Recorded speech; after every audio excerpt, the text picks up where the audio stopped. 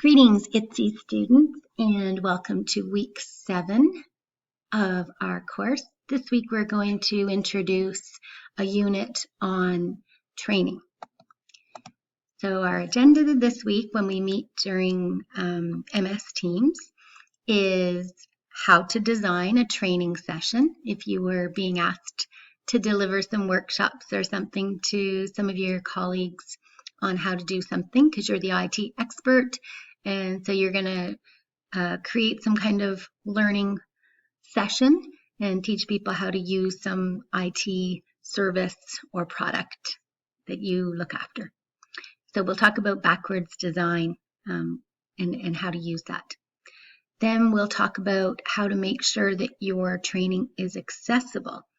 And so we'll look at AODA, which is Ontario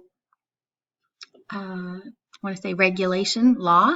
It's an Ontario law that requires public and private businesses to make sure that their services, their organization is accessible to people.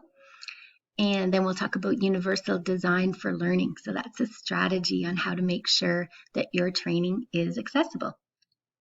And then for your independent study, I will talk about I'll introduce the training reflection, and it's not due this week.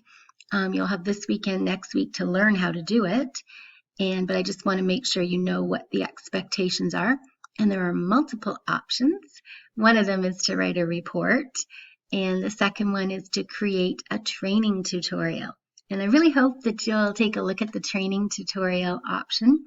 I've been in contact with a teacher librarian at Dunbarton High School, and she's really hoping that you will put together some advice for her students that she can showcase and use with them at their workshop Wednesdays that explains how to do something IT related that you should be able to do when you get to college. That's what we're doing this week.